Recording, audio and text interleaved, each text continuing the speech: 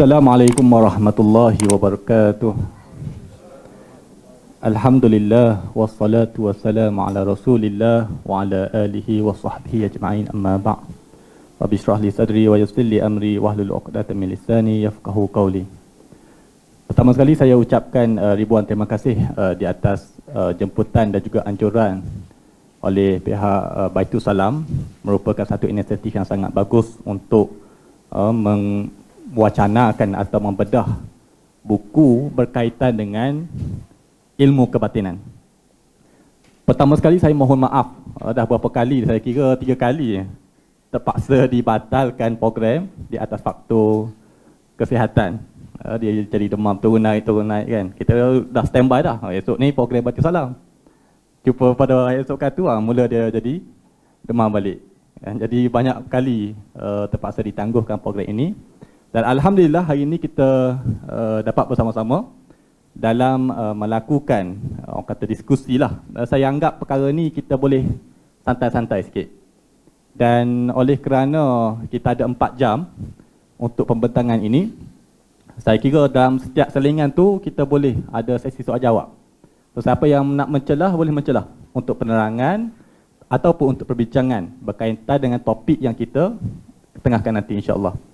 Baik, untuk topik ini, kenapa tajuk buku ini diberikan nama Tersesat?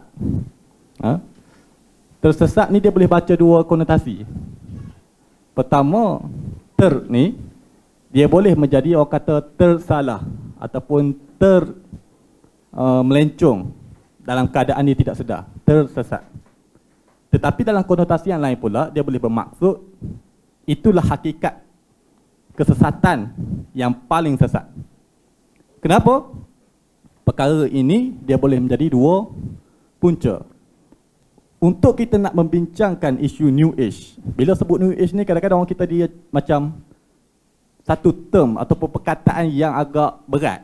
Jarang kita guna. Tiba-tiba digunakan sebagai wacana, orang sebut New Age. Kadang-kadang kita confuse. Tengok amalan yang setengah orang New Age buat ni, macam ada sebahagian dalam amalan sebahagian golongan Sufi. Adakah Sufi itu New Age juga? Jadi confuse. Hakikat sebenarnya jangan terperangkap dengan istilah New Age itu sendiri. Kerana untuk memahami perbincangan ini, ia adalah konteks perbahasan ilmu batin atau ilmu kebatinan ataupun batiniah. Itu je konsep keseluruhan perbincangan dia. Jadi setengah orang kita, jadi apa beza antara ilmu kebatinan atau batiniah yang sedia ada di kalangan masyarakat Muslim, segelintir yang mengamalkan amalan batiniah ini, dengan New Age? Apa beza dia? Beza dia adalah konteks ataupun isu yang dibawa mengenai ilmu kebatinan ini adalah daripada Barat. Dan insya-Allah satu persatu kita akan huraikan. Jadi bila saya bentangkan konteks Barat ni, jadi sahabat-sahabat boleh relate lalu. Orang kata boleh kaitkan dengan apa yang sahabat-sahabat dah tahu sebenarnya tentang ilmu-ilmu salah yang diamalkan oleh kumpulan kebatinan. Itu konteks dia, umum untuk kita nak membedah, nak membincangkan tajuk berkenaan New Age. Baik, jadi saya ni ada banyak gerak sikit lah. Saya akan perlukan guna whiteboard ni. Jadi insyaAllah kita ada cameraman kita, insyaAllah. Saudara Ustaz Cahaya akan cuba manage untuk skrin nanti. Baik, untuk kita nak bincangkan soal New Age, sebelum kita nak pergi kepada isu NLP ke, nak bincang isu Law of Attraction ke, Reiki ke, apa-apa amalan yang kita nak bahaskan nanti, dia perlu pergi kepada teras, akar dia. Baik, dalam akar ini, kita perlukan garis pemisah di antara apa itu akidah Islam dan juga akidah kebatinan. Okey.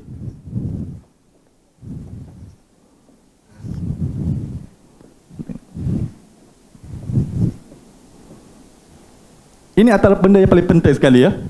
Sebelum kita nak bincangkan apa-apa sekalipun di dalam konteks ilmu kebatinan Barat ni, dia kena settle yang ni dulu.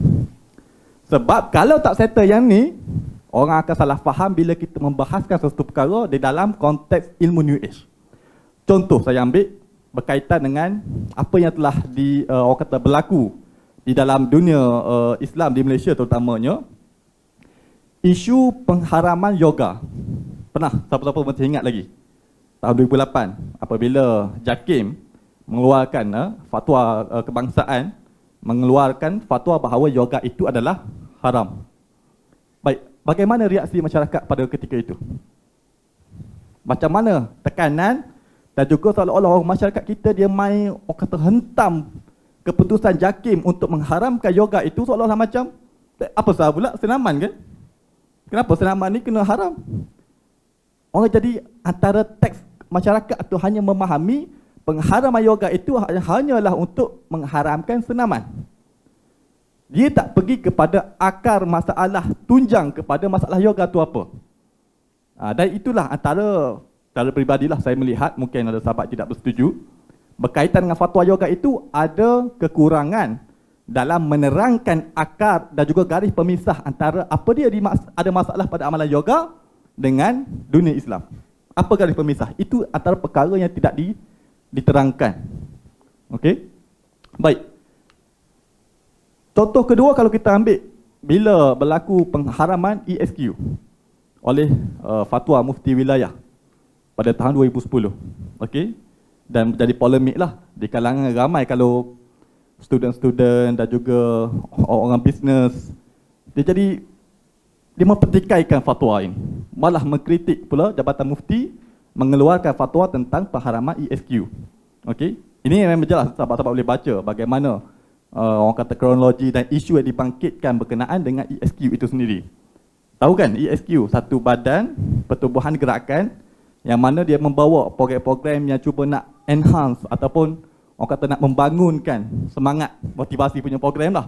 Okey, dengan menggunakan tema-tema Islami dan sebagainya. Tetapi antara fatwa yang dikeluarkan itu, jadi orang nampak clash. ESQ itu kan bagus kan, dengan menerangkan tentang asma husna dan sebagainya. Apa masalah dia ni? Kan? Orang tak faham apakah masalah di sebalik amalan tu sebab tidak diterangkan garis pemisah ini. Baik, untuk nak memahami sebelum kita pergi kepada apa-apa isu yang berkaitan dengan New Age dan sebagainya, pemisah dia adalah pertama, akidah tauhid kita memahami daripada para nabi, para rasul ini membawa jelas bahawa untuk mengabdikan diri kepada Allah, mentauhidkan Allah, itu adalah pada jelas basic akidah Islam. Daripada bila bermula akidah Islam ni? Nabi Muhammad saja ataupun nabi-nabi dulu? Nabi-nabi dulu, Nabi Ibrahim, Nabi Musa sebagainya, semua adalah Muslim membawa akidah tauhid. Pemisah ya.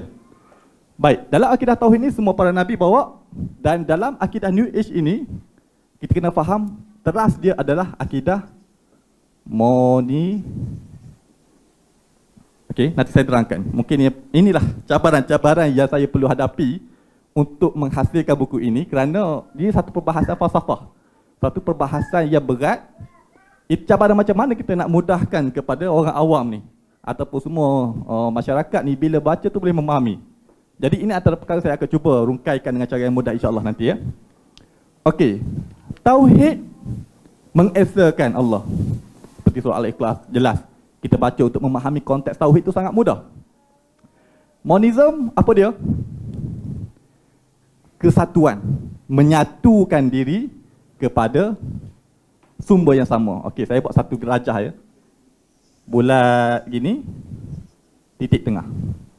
Ini adalah simbol bagi monism. Okey. Apa dia? Jadi maksudkan bulat luar dengan bulat dalam ni. Monism adalah akidah yang mana daripada dulu lagi sudah ada.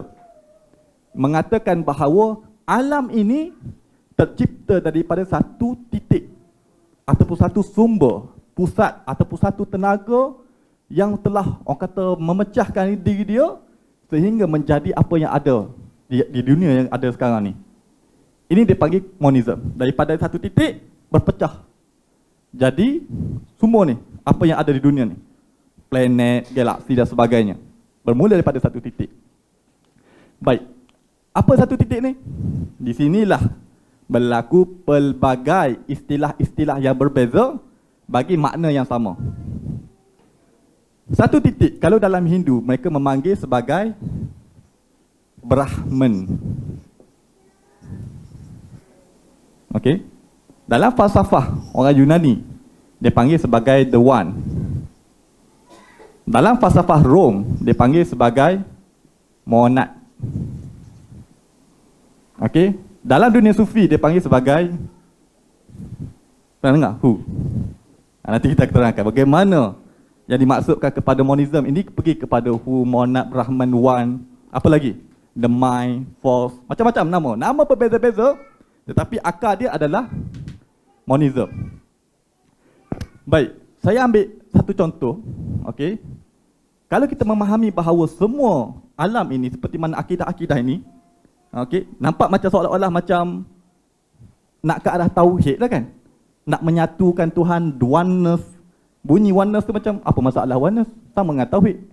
Sedangkan oneness itu adalah kesatuan, bukan tauhid. Tak sama tu. Sebahagian orang kita bila gunakan perkataan oneness kepada Allah di dalam terjemahan bahasa Inggeris tu, dia tak berapa tepat sebenarnya. Sebab bagi fahaman golongan barat, memahami oneness itu adalah ni, kesatuan, unity ni. Pergi kepada satu sumber yang sama. Okey.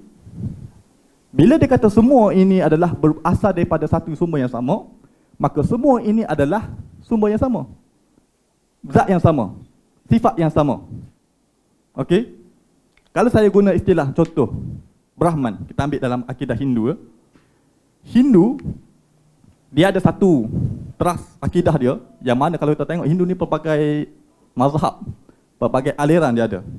Tetapi mereka sepakat mengatakan bahawa dalam diri manusia ini, dalam hidupan yang ada ni, adalah berasal daripada Brahman.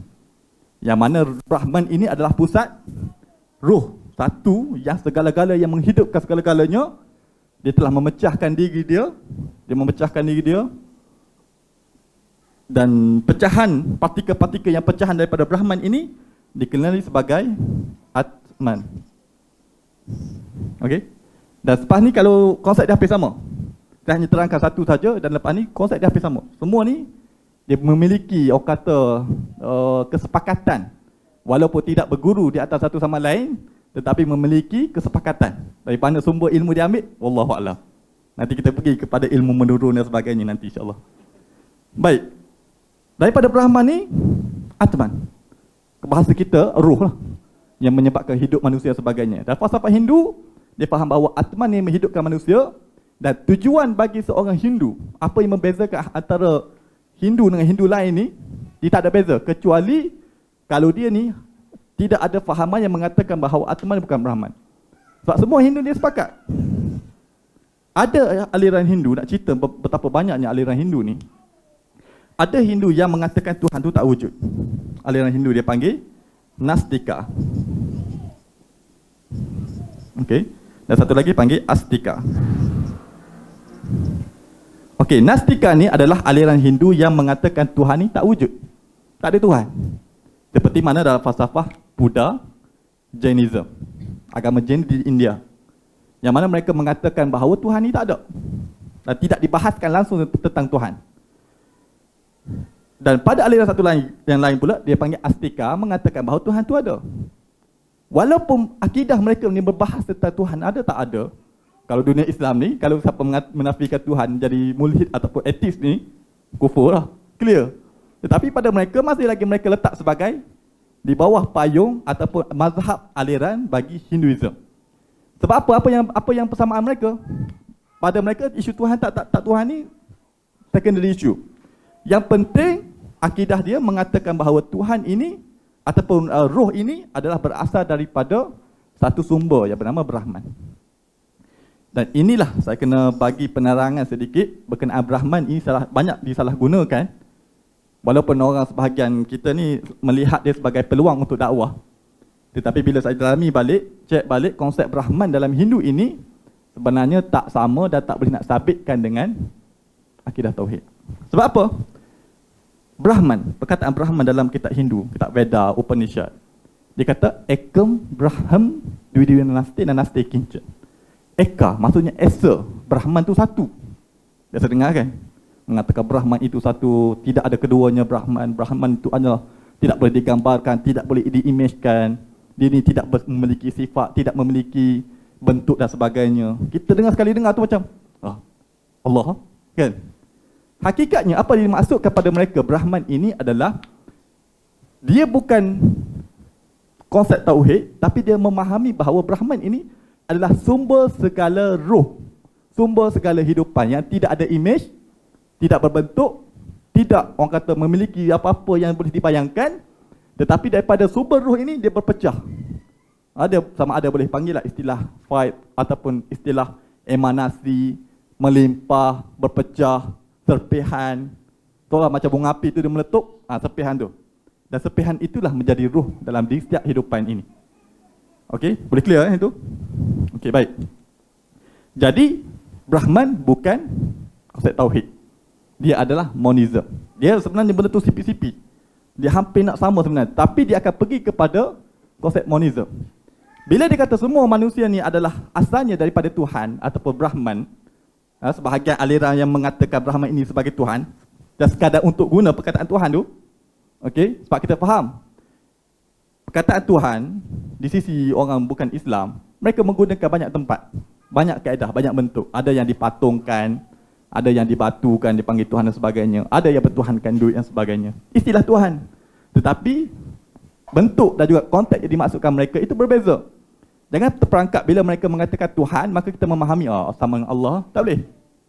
Berbeza. Bila mereka maksudkan Tuhan, tak semestinya itu adalah konteks tauhid di dalam Islam. Bila mereka masukkan Tuhan ini sebagai Brahman, sumber segala roh, tak boleh bayangkan macam mana, seolah macam satu elektrik yang berpecah, okey, menghidupkan semua alam yang ada ni. Baik, tugas mereka adalah untuk nak mengembalikan roh ini dan dalam diri manusia ni untuk bergabung balik dengan Brahman. Dia panggil, kalau sahabat-sahabat pernah baca, dia panggil moksha. Okey, dalam Hindu ini. Jadi tujuan mereka untuk nak mengembalikan roh kepada Brahman. Dan inilah akidah yang mana ada dalam ajaran-ajaran monism. Dan untuk makluman sahabat-sahabat, akidah ni sudah ada sejak daripada dahulu lagi. Bagaimana orang Hindu faham akidah ni, dari situlah bermulanya akidah kebatinan ni. Apa maksud batin? Dalaman lah, benda yang subtle, benda yang tak nampak. Okey, yang dalaman. Dan apa yang dalaman mereka masukkan adalah ruh, atman. Jadi perbahasan core mereka adalah berkaitan dengan ruh. Ini garis pemisah kedua. Ini pertama monism, kedua adalah ruh. Akidah Islam terbina di atas falsafah ruh. Ada? Apa Allah sebut dalam Al-Quran tentang ruh? Wa yas'alunaka 'anir ruh qulir ruhu min amri rabbik. Jika ditanyakan kepada Nabi Muhammad tentang roh, maka jawablah, roh itulah urusan Tuhanku. Okey? Maksudnya dalam konteks roh di dalam Islam ni bukan satu orang kata foundation. Bukan satu benda yang asas bagi perbahasan ataupun akidah di dalam dunia Islam ataupun dalam dunia agama tauhid. Roh bukan satu foundation. Tetapi bagi agama-agama ni, selain daripada agama tauhid, mereka meletakkan roh sebagai foundation, teras akidah bagi agama mereka. Okey? Jadi bila mereka meletakkan roh itu sebagai teras, itu dah dimaksudkan batin. Yang istilah batiniah, kebatinan. Sebab ilmu yang dia nak develop dalam diri ni supaya menjadi lebih kuat, lebih hebat, lebih bersifat orang kata ada mistik kuasa dan sebagainya. Sebab apa? Sebab roh ini adalah berasal daripada ni. Sumber ni. Sama ada nak sebut sebagai Tuhan ke, nak sebut sebagai the mind ke, universe ke, nak sebut sebagai the force ke, the one ke. Pelbagai istilah mereka gunakan, lain falsafah, lain istilah digunakan. Tapi mereka nak masukkan bahawa ini adalah orang kata absolute power. Jadi dalam diri kita ni adalah hakikat Tuhan tu sebenarnya. Itu maksud yang mereka gunakan. Pernah dengar? Jadi kenapa nak rasa fed up, nak rasa lemah? Hakikat dalam diri kita adalah Tuhan. Bangkitkan kuasa ketuhanan dalam diri. Itu yang biasa motivasi muslim tak akan pakai ayat tu. Tetapi secara indirectnya, itu yang dimaksudkan. Bagi yang menggunakan falsafah dan juga akidah daripada aliran kebatinan ni. Okey, pertama kita nampak dah clear. Islam tidak meletakkan roh sebagai foundation. Bagi orang mengamalkan ilmu kebatinan, mereka ni dia nak apa dia? Dia nak menggabungkan roh dia dengan Tuhan, maka dia kena melakukan meditasi. Nampak kan? Biasa kita tengok kalau dalam Hindu, dalam Buddha, dalam mana-mana aliran kebatinan ni, mereka akan meditate. Dia kena meditasi untuk fokus. Dia nak kata bagaimana nak rasa diri dia ni bergabung balik dengan the one ni, ataupun satu ni, titik sebagai sumber. Okey, itu core dia. Kita pergi pada core dia. Dan yoga juga adalah sumber, ada punca ataupun kata falsafah utama yoga adalah untuk menggabungkan semua ni kembali kepada Brahman. Sebab perkataan yoga tu bahasa Sanskrit adalah yug, union, bergabungnya antara Atman, roh dalam diri manusia, dengan Brahman, dengan Tuhan. Jadi tujuan yoga tu adalah untuk dia melakukan meditasi dalam yoga untuk bergabung balik dengan Tuhan tadi. Itulah ultimate dia pergi kepada amalan-amalan ini. Baik, clear? Roh, foundation, pemisah kedua. Ketiga adalah berkenaan dengan tilik nasib. Okey? Tilik nasib. Ada tak apa-apa dalil yang menyokong boleh melakukan tilik nasib, ramalan berkaitan dengan benda-benda yang orang kata sifat masa hadapan? Dia bukan berkaitan ramalan kajian cuaca sebagainya, tak ada kaitan ni. Okay, setengah orang ni dia pergi kata, tu kenapa tu tak soalkan tentang ramalan cuaca dan sebagainya. Itu melibatkan kajian tu lain. Okey, ini adalah tilik nasib ni dia hanya sangkaan ataupun dia atas orang kata kepercayaan yang dibina untuk dia nak percaya bahawa kawan ni dapat rezeki baik ke, sial majal ke dan sebagainya. Okey. Tilik nasib dalam Islam clear. Tidak ada konsep tilik nasib. Tidak ada satu ayat pun, dalil pun dalam Al-Quran yang menyokong tentang amalan tilik nasib. Dan inilah amalan yang dilakukan oleh golongan kebatinan. Tilik nasib ya. Okey. Selain daripada tilik nasib, apa lagi pun garis pemisah dia adalah sihir. Okey, sihir. Di dalam dunia Islam ada tak membenarkan amalan sihir? Sihir cinta. Sebab sihir ni dia orang bahagikan banyak cabang. Ada dia letak white magic, sihir putih, dan juga black magic, sihir jahat lah. Jadi sihir putih ni kebanyakan adalah amalan seperti perubatan. Orang sakit dia boleh mengubat orang, kan? Ini yang dimaksudkan oleh kebanyakan orang barat bila merujuk kepada sihir putih. Ataupun melakukan meditasi sehingga ke tahap pengamalan. Orang kata amalan yang dia boleh tak sedarkan diri, trance. Tak sedarkan diri, itu juga dimaksudkan di bawah white magic. Di dalam Islam, clear, tidak ada konteks tentang menyokong tentang amalan sihir ni. Tetapi amalan sihir ni adalah teras sebagai amalan kebatinan. Okey? Baik, kalau kita nampak dah, semua ni pattern ni tidak ada pada agama Tauhid, tetapi ada kepada agama yang bukan daripada Tauhid. Dan untuk maklumat sahabat, daripada akidah inilah dia menyebabkan bila disistematikkan wujudnya agama Hindu, Buddha, apa lagi? Shamanism, Taoism, agama Shinto. Sebutlah agama selain daripada agama yang berasal daripada risalah samawi ni, agama yang datang daripada para nabi ataupun agama yang mendapat risalah wahyu ini, bagi tahulah mana-mana aliran selain daripada yang dapat wahyu ni, mereka akan mengamalkan semua ni. Ini merupakan teras bagi ajaran dan juga amalan bagi orang yang tidak mendapat risalah wahyu ni. Okey, daripada zaman berzama dah orang duk amal dah benda ni. Sehingga mereka sistematik jadinya agama Hindu, mereka sistematik jadi agama Buddha. Inilah teras dia. Okey, dan nampak dah mengatakan bahawa akidah ini sebenarnya akidah kebatinan telah membentuk agama. Yang kata di samping kita duk nampak seolah-olah macam kita duk buat satu amalan dalam New Age duk praktis tu, okey, itu menyebabkan fatwa diharamkan. Tetapi dalam fatwa itu tidak menerangkan garis pemisahan. Itu menyebabkan orang rasa macam seolah-olah di mana masalah bagi sesuatu amalan yang diharamkan dikatakan ada kepada amalan kebatinan barat ini. Okey? Baik. Bila benda ni dah lama dah diamalkan oleh masyarakat yang tidak mendapat wahyu, jadi sahabat-sahabat bayang, para nabi, para rasul, dia datang untuk berdepan dengan golongan-golongan yang musyrikin ni. Okey? Sebab dengan akidah ni dia boleh macam-macam bentuk. Boleh jadi orang yang menyembah patung, boleh menyembah orang, menyembah alam. Dia sembah alam, paganism tu, seperti kalau kita tengok cerita apa, Thor kan. Thor tu adalah dewa di amalan apa, Norse.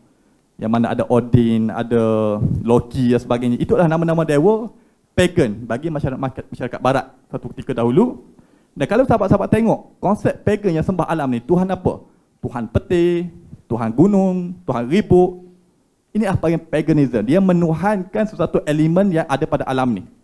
Sebab dia mengatakan bahawa semua ini berasal daripada sini. Maka di pada ribut itu adanya Tuhan. Pada air itu pun adanya Tuhan. Seperti agama Shinto di Jepun pun sama. Dalam cerita Naruto kan. Mungkin adik-adik kita ni sempatlah. Siapa dia? Susanoo, Amaterasu, kan? Tsukuyomi. Semua itulah dewa-dewa. Dewa ribut, dewa matahari, dewa bulan. Itu adalah orang Jepun ataupun orang Shinto ni, dia memahami bahawa Tuhan itu berada di dalam alam ini. Dan daripada akidah inilah, okey, dia kata semua Tuhan ni boleh berada dalam alam ini, adanya kuasa kuat dan sebagainya. Maka dari sini dah kita panggil istilah, dipanggil pantheism. Pantheism semua ni Tuhan. Alam ni Tuhan, ular tu Tuhan, monyet tu Tuhan. Yang itu menyebabkan adanya orang yang menyembah binatang, orang menyembah lembu, orang menyembah macam-macam ni. Sebab dia kata semua ni hakikat Tuhan. Bila jumpa dengan orang, okey, bagi setengah orang yang berakidah ni, dia akan buat tangan macam ni, dia akan sujud. Atau orang panggil hormat lah. Kita nampak macam hormat, tetapi simbolik dia adalah untuk diri aku ni, Atman ni, Tuhan ni, berjumpa dengan Tuhan, menghormati Tuhan. Itu antara falsafah. Kalau nak pergi kepada akidah yang menggunakan amalan sedemikian. Saya boleh sebut nama tapi nanti sensitif pula kan. Biasa kalau jumpa orang yang jenis akidah, sebutlah macam Hindu, Buddha sebagainya, setengah mereka, falsafah mereka, mereka menghormati setiap orang yang jumpa itu adalah kerana mereka memahami diri dia dan Tuhan ni bertemu dengan Tuhan. Dia kena hormat. Kan? Inilah akidah dia. Baik. Apa lagi nak bincang tentang garis pemisah ni? Antara akidah tauhid dan juga New Age ataupun kebatinan kita letak. Saya tak jumpa istilah yang lebih baik untuk saya nak masukkan amalan-amalan ni. Amalan sihir, amalan tilik nasib, amalan apa menjadikan ruh sebagai foundation dan sebagainya. Saya tak jumpa istilah yang lebih baik daripada ilmu kebatinan ataupun kebatiniah ni. Ataupun orang kita selalu guna New Age. Baik, kita pergi kepada perbahasan. Nampak yang clear tentang pemisah ni? Inilah amalan-amalan akidah bagi agama yang selain daripada agama Islam. Baik, antara asbabun nuzul pada ayat tentang roh, wa yas'alunaka 'anir ruh tu. Kalau kita tengok dalam mana-mana tafsir ketika menghuraikan apakah sebab turunnya ayat itu, dia ada ulama berbeza pandangan tentang sama ada di al-surah ayat Madani ataupun Makkiyah. Sama ada turun di Madinah ataupun di Mekah. Tetapi sepakat semua orang kata dalil ataupun sumber bagi kepada isu ini, dia berpunca ataupun bermula daripada soalan orang Yahudi. Kan? Dia ada beberapa satu sirah yang terkenal tentang seperti contoh walaupun benda tu dia tak sabit kuat nak disandarkan, tetapi antara yang popular adalah yang berkaitan dengan 3 orang pemuda daripada tanah Arab, di orang Quraisy. Dia pergi ke Madinah untuk nak bertanyakan apakah soalan yang nak uji kenabian Nabi Muhammad SAW. Okey? Dan walaupun kita tak sandar kepada riwayat itu, kalau kita ambil pada mana-mana selain daripada riwayat yang berkaitan dengan asbabun nuzul, semua adalah berkaitan dengan soalan orang Yahudi. Orang Yahudi bila nak test, nak tahu Nabi ke Rasul yang sebenar, dia akan tanya tentang soal roh. Baik, apa signifikan? Kenapa orang Yahudi ni nak tanya tentang roh kepada Nabi Muhammad? Kalau for the sake of discussion, kita telah nampak orang kata garis pemisah ni. Kalaulah Nabi Muhammad ini dia bukan seorang Nabi, sekadar untuk perbincangan, dan bila datangnya orang Yahudi bertanya tentang roh, tiba-tiba boleh dihuraikan secara detail, dihuraikan secara mendalam. Kan? Kalau begitu kalau kita tengok orang-orang yang mengamalkan ilmu kebatinan ni, tanya soalan apa, semua boleh jawab. Petua-petui semua keluar. Kan, tak perlu fikir panjang. Kadang-kadang dia dah tahu dah nak jawab apa. Kalau Nabi Muhammad boleh menghuraikan panjang lebar tentang roh, maka orang Yahudi tahu bahawa itu bukanlah pattern agama tauhid.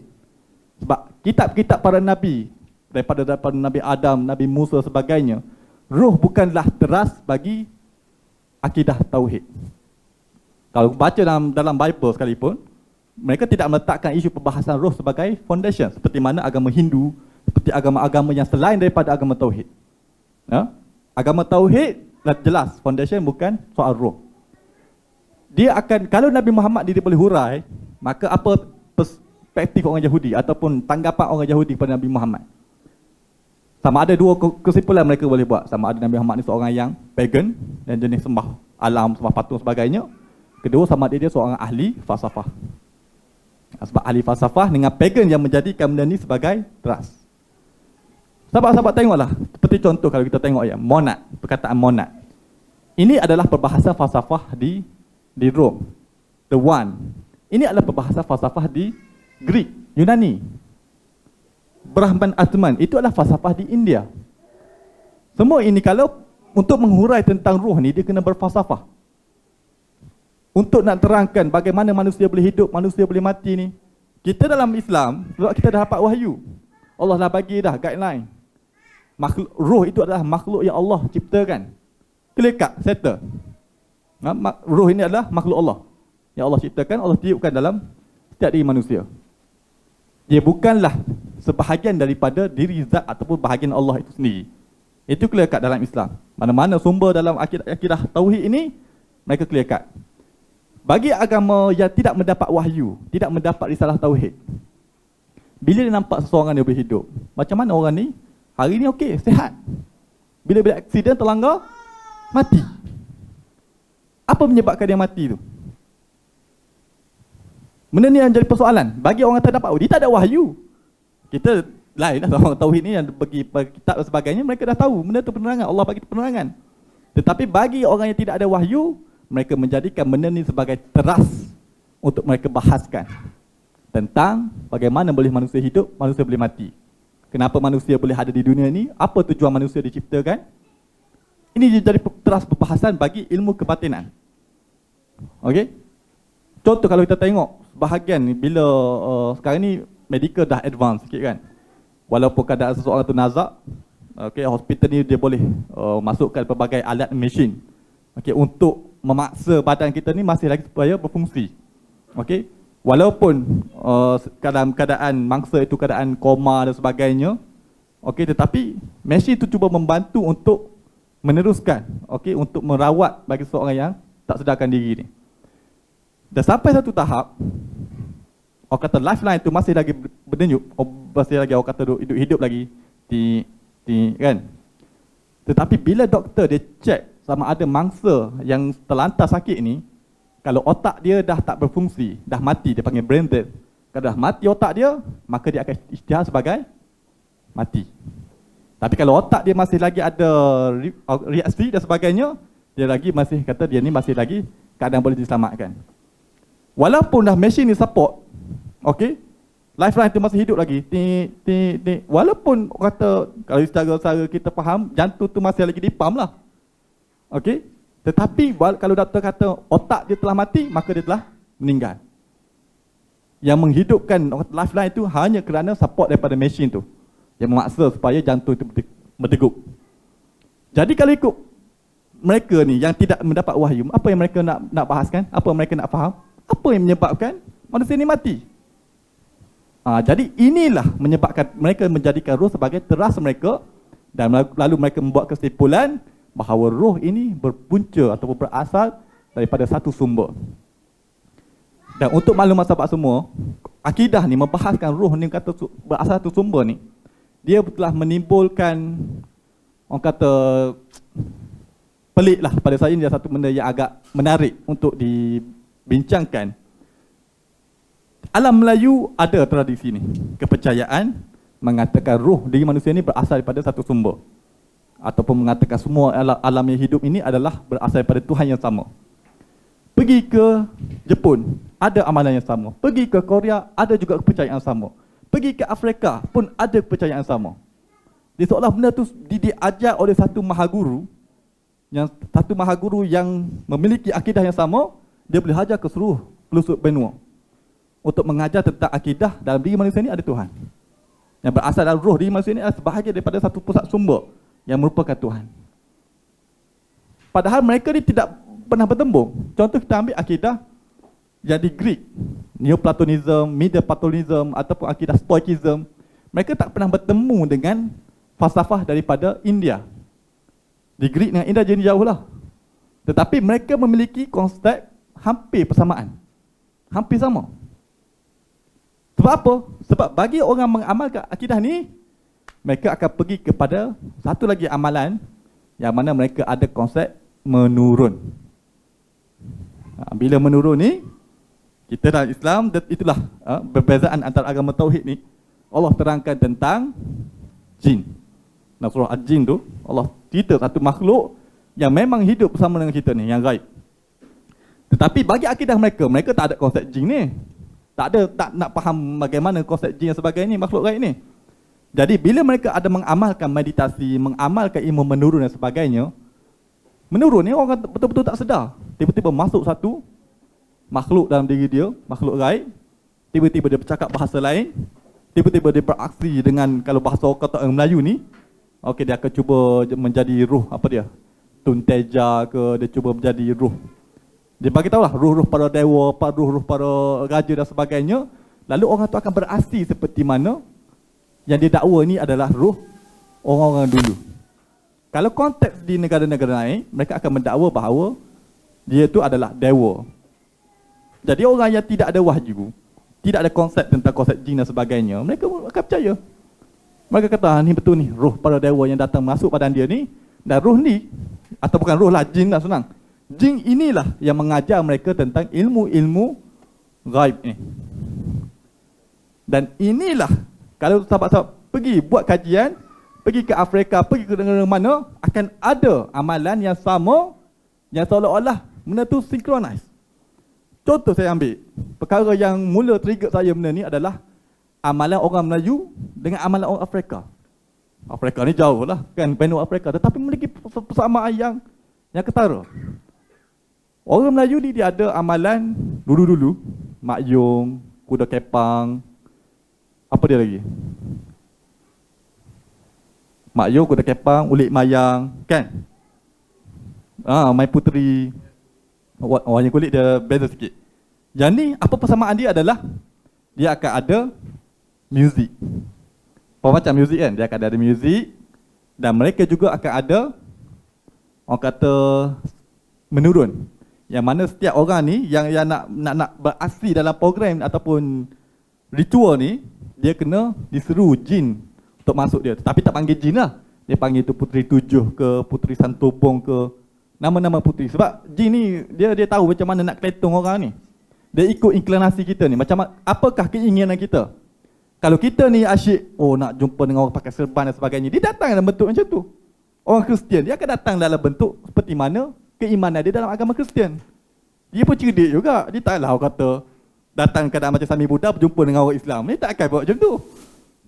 Dia hidup lama pada kita.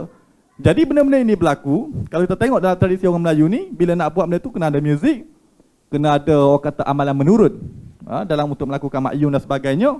Dan juga dia ada amalan pemakaian seragam ni. Beraksi seperti pemaisuri, beraksi seperti puteri, beraksi seperti raja dan sebagainya. Okey? Dan apa lagi persamaan dia? Silat tu nanti kita pergi nanti silat. Itu cari pasal ni. Kan? Baik, kita pergi kepada yang amalan ni, Kuda Kepang dan sebagainya. Satu lagi adalah untuk merawat orang yang sakit.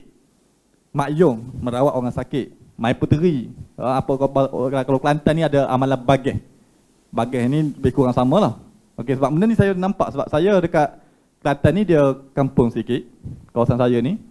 Jadi amalan ni masa zaman saya tu sempat lagi saya tengok.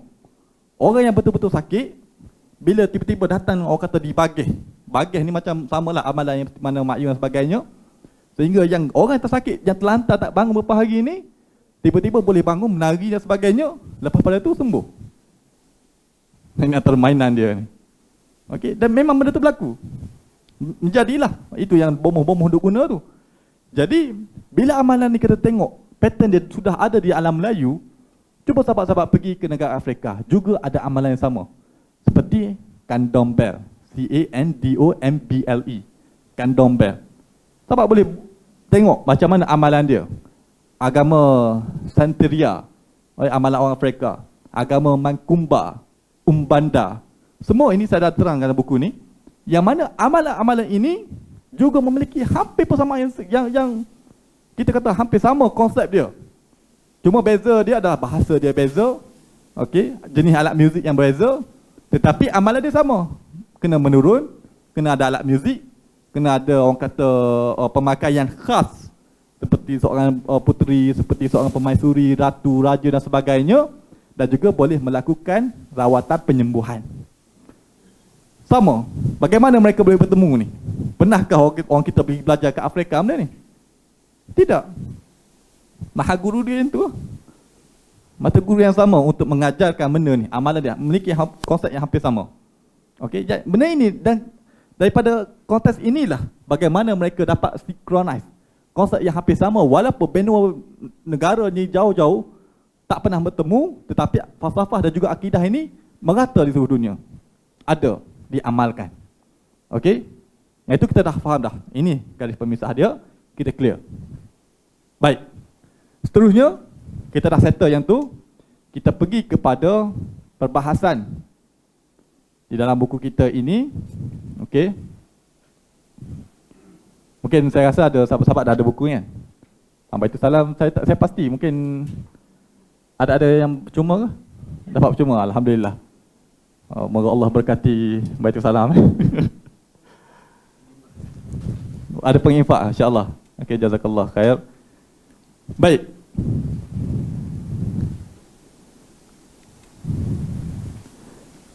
Bila kita dah jelas ya, ini hanya penerangan bab 1 saja. Ini baru bab 1, kita masuk bab 2. Iaitu tentang batiniyah yang meresap masuk ke dalam agama tauhid.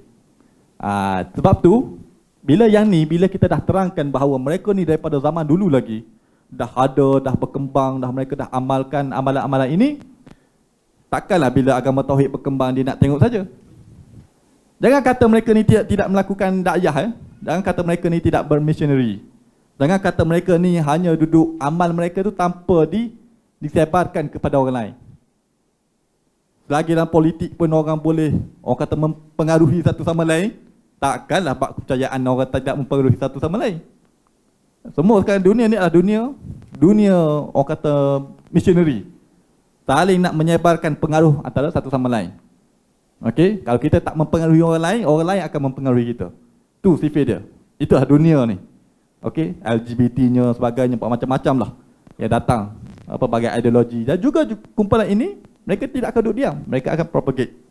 Dan dari sinilah kalau sahabat-sahabat tengok dalam buku kita ni, bab 2 ini menerangkan bahawa akidah ini yang sudah diamalkan sepanjang zaman, agama tauhid ni kalau ibadat kalau tak sini, okey, yang mana kalau kita kategorikan, saya cuba pukalkan dalam kategori agama Yahudi, Kristian dan juga Islam ni, sebab mereka ni adalah agama yang mendapat wahyu, yang mendapat risalah langit. Risalah langit bukan agama langit, bukan agama samawi, tetapi risalah langit, cuma mereka menyeleweng. Itu saja. Tapi teras mereka adalah agama tauhid. Okey? 3 agama ni. Untuk sekadar perbincangan, sekadar orang kata nak mudah faham. Kalau saya nak hurai secara detail ni mungkin akan ambil masa panjang lah. Dan kita dikelilingi oleh akidah ni. Okey? Bila dikelilingi akidah ni, sebelum datangnya agama tauhid, datangnya para rasul, datangnya orang kata para pendakwah kepada mana-mana pendalaman dan juga mana-mana benua dunia ni, masyarakat telah mengamalkan benda ni. Pelbagai pattern dalam dunia orang Melayu, cara orang Melayu, dengan dunia di Thailandnya lain, dengan dunia di negara-negara lain, ada amalan yang sama, tetapi orang kata dengan istilah-istilah yang berbeza. Okey, mereka dah amal amalan sihir, mereka dah amal tangkal mangkal ni dah lama dah mereka duk amalkan. Cuma dakwah Islam itu mungkin terhad, sama ada yang tak masuk ke negara mereka sebagainya. Okey. Dalam pada masa yang sama, akidah ini juga telah berjaya, okey, memberi kesan dan juga pengaruh mereka ke dalam 3 agama ni. Okey, sebab kita nak faham bahawa mereka ini telah lama ada dan kita ni telah lama berinteraksi dengan mereka. Contoh kita ambil, saya letakkan sebagai agama Kristian sebagai orang kata pemula bagi untuk membincangkan pengaruh gerakan kebatinan ini masuk ke dalam dunia Kristian. Sebab apa? Penting untuk huraikan dalam akidah ni, kalau sahabat-sahabat tengok kan, contohlah di India, ramai tak orang yang mengaku sebagai Tuhan? Banyak kan? Kalau nak kira ni, nak senarai berapa ratus tak tahu. Yang kalau saya ingat saya ni hanya berapa orang je, seperti Bhagwan Sri Rajneesh. Okey, nama Bhagwan. Bhagwan tu adalah Tuhan. Kepada nama Bhagwan Sri Rajneesh. Ataupun nama samaran dia adalah Osho. Juga dia mengaku diri dia sebagai Tuhan. Dan seperti mana dalam Sai Baba. Sai Baba juga mengaku sebagai Tuhan dan sebagainya. Dan masyarakat India tu boleh terima. Sebab apa? Sebab akidah dia mengatakan apabila seseorang ni, yang Atman ni, roh diri manusia ni, dia telah melakukan latihan, yoga dan sebagainya, dia telah mencapai tahap enlightenment, pencerahan, dan dia memahami bahawa hakikat di dalam diri dia itu adalah Tuhan. Maka dia boleh mengaku sebagai Tuhan. Sebab dia kata lepas ni, dia kata dia tidak akan dilahirkan kembali. Sebab dalam akidah mereka ni, roh ini akan samsara, akan lahirkan kembali, reinkarnasi. Mati dengan badan ni, roh ni akan pergi ke lahir badan yang lain. Okey, jadi untuk menghentikan benda ni, dia kena melakukan meditasi ataupun yoga untuk nak menyatukan roh dia ni dengan Brahma supaya tidak lagi orang kata lahir kembali. Okey. Jadi ini antara amalan mereka telah lakukan. Dan bagi orang mereka untuk dakwa manusia sebagai Tuhan dan sebagainya, tak ada masalah. Sebab itulah akidah dia. Jadi akidah inilah yang masuk ke dalam agama Tauhid, seperti mana sehingga dituhankan Nabi Isa alaihissalam juga merupakan hasil serapan daripada akidah ni. Akidah kebatinan. Nanti kita pergi cara agak detail sedikit berkenaan dengan bagaimana dalam Kristian ini mereka boleh menuhankan Nabi Isa. Baik. Di Rom pada ketika era Nabi Isa AS ni, ketika itu antara falsafah yang sedang berkembang pada ketika hayat Nabi Isa ini adalah akidah dipanggil Middle Platonism. Kalau faham, kita dah faham Plato daripada abad ketiga sebelum Masihi kan, yang mana dia ahli falsafah di Greek, yang mana pengaruh dia juga telah masuk ke kawasan Jerusalem, di kawasan Rom dan sebagainya, di kawasan Mesir, Alexandria, yang mana akidah ini telah berkembang. Platonism ni antara benda yang orang kata yang terkenal. Dan pada zaman pertengahan tu dikenali sebagai Middle Platonism. Zaman pertengahan falsafah Plato. Yang mana Plato ni dia memahami bahawa dalam Platonism ni dia ambil daripada, dia kembangkan dari salah satu falsafah bernama Stoic. Okey.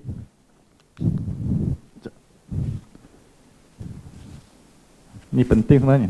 Sebab saya apa-apa ni saya akan relate pada sini semua.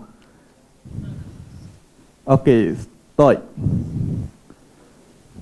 Stoic ini adalah falsafah Yunani ataupun falsafah Greek, yang mana daripada fahaman Stoic ni dia percaya bahawa alam ini ada api.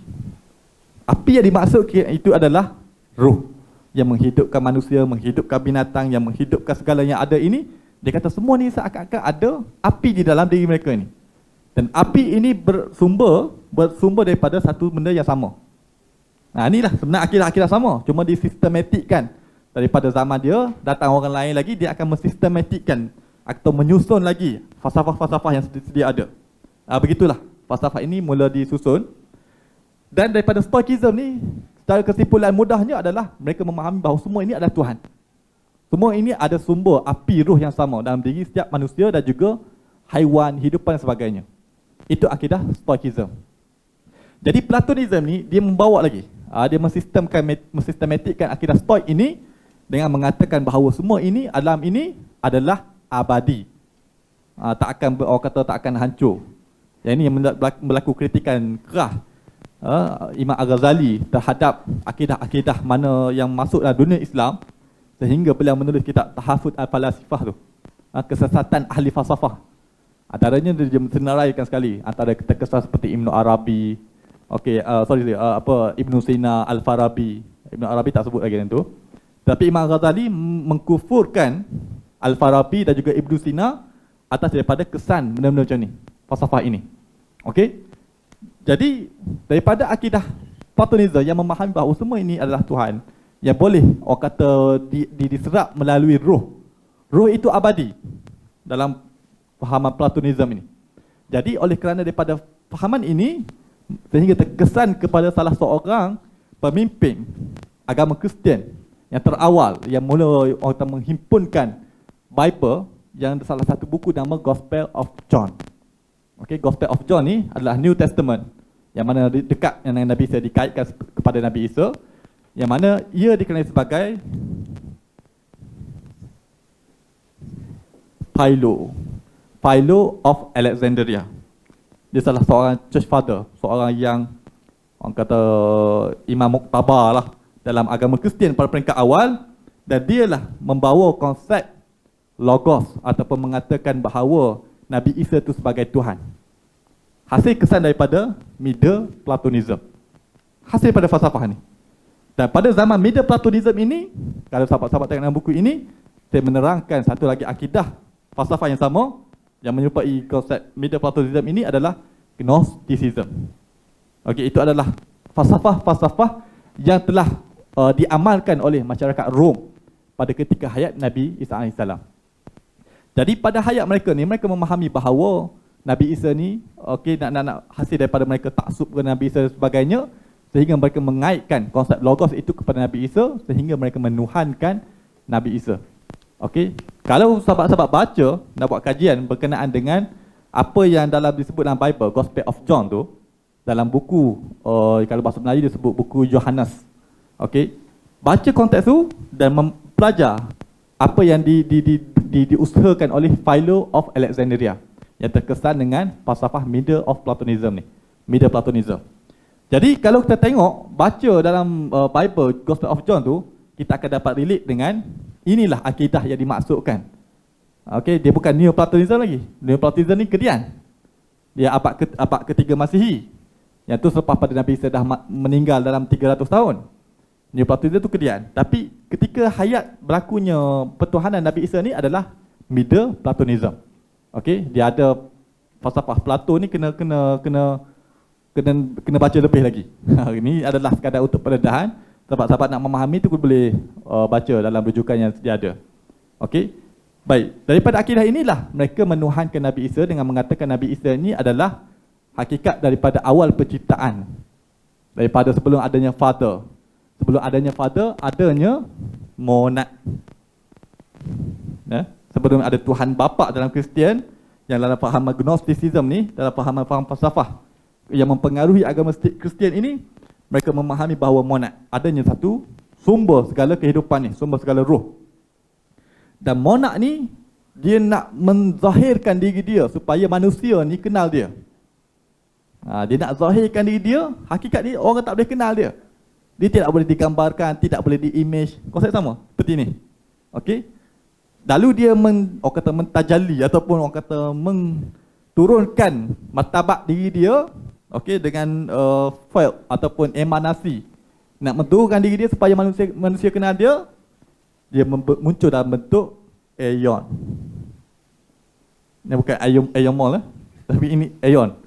Dia memunculkan diri dia sebagai manusia ni boleh kenal dia. Dan inilah dikenali sebagai Father. Okey, Father di dalam konsep Christianity. Tuhan Bapa kat sini. Jesus kat mana? Jesus ni berasal daripada sini. Monad. Okey. Baik. Yang ni boleh clear? Boleh nampak ke? Belum. Konsep Christianity tu lepas daripada Konstantin. Persidangan Konstantin. Daripada akidah ni lah menyebabkan mereka orang kata cacah merbah ni duduk bergaduh. Sama ada, okey baik.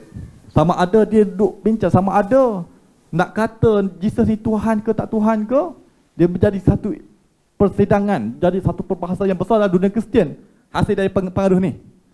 Kesan masuknya aliran kebatiniah inilah menyebabkan huru-hara akidah Kristian untuk menyusun balik sistem kepercayaan mereka sehingga terbentuknya Trinity pada abad ketiga Masihi. Okey, bila berlakunya persidangan Konstantin. Jadi kita nampak bagaimana kesan benda ni, Allah ni boleh menyebabkan huru-hara akidah satu agama yang asalnya memahami satu Tuhan. Bila kita biarkan mereka bermerajalela, mereka memegang tampuk pemerintahan mereka dan sebagainya, menguasai agama ni, mereka boleh ubah agama ini dengan membawa daripada falsafah-falsafah ni. Sehingga boleh membawa bagaimana dia nak menuhankan Jesus dengan berhujahkan daripada falsafah ni. Itulah menyebabkan bagaimana mereka boleh mengatakan Jesus itu adalah Tuhan. Okey, inilah kesan daripada fahaman Gnosticism. Ini sahabat-sahabat boleh baca dalam buku yang saya telah terangkan itu nanti insyaAllah. Baik, pihak pengajuan minta kita rehat 15 minit sebab nak uruskan whiteboard nanti insyaAllah. Kita ada besar whiteboard ni, saya conteng habis. Okey, jadi kita minta rehat 15 minit. Nanti kita akan sambung bagaimana gerakan kebatinan ini masuk mempengaruhi dunia Yahudi dan juga dunia Islam. Boleh? InsyaAllah kita sambung. Kita rehat 15 minit insyaAllah.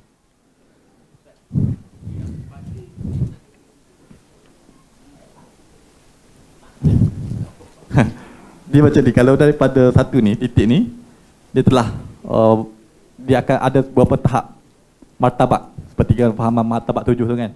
Bagaimana dia nak cerita bahawa alam ini bermula. Sebab kalau akidah tauhid dia tak boleh. Dia tidak ada menerangkan konsep ni.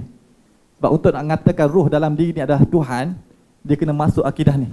Akidah martabat daripada Tuhan yang orang tak nampak tu, tak boleh bayangkan, bagaimana dia boleh berlaku daripada Tuhan yang tak nampak kepada bentuk yang boleh dinampak ataupun bentuk yang boleh dikenali manusia. Jadi martabat inilah, seperti mana martabat ahadiyah, martabat bawah sebagainya. Kalau kita baca dalam martabat 7 tu kan, sebenarnya mereka nak menerangkan ini. Nanti kita pergi bagaimana dalam Yahudi juga melakukan amalan yang sama, dalam Sufi Batini juga melakukan benda yang sama insyaAllah.